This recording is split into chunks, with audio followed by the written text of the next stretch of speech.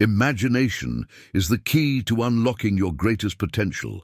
Every great achievement started as a simple idea, a vision that seemed impossible until someone dared to believe.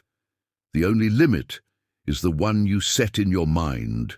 So dream big, take action, and create the life you've always imagined.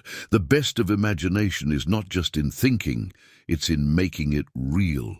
Ang imahinasyon ang susi sa tunay na tagumpay. Lahat ng malalaking bagay ay nagsimula sa isang simpleng ideya, isang pangarap na tila imposible, hanggang may naglakas loob na maniwala. Ang tanging limitasyon ay ang inilalagay mo sa iyong isip.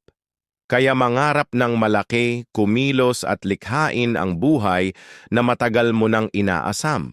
Ang pinakamagandang bahagi ng imahinasyon ay hindi lang sa pag-iisip, kundi sa paggawa nito sa realidad. Once upon a time, there was a dreamer who saw the world not as it was, but as it could be. With nothing but imagination and determination, they built something extraordinary.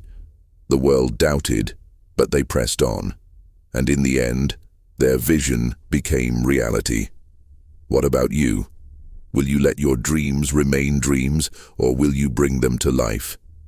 The best of imagination isn't just in dreaming, it's in doing.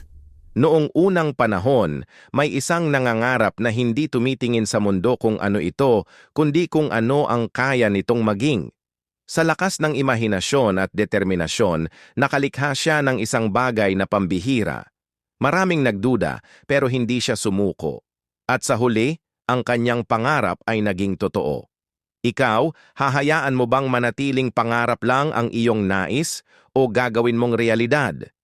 Ang pinakamagandang bahagi ng imahinasyon ay hindi lang sa pangangarap, kundi sa pagkilos.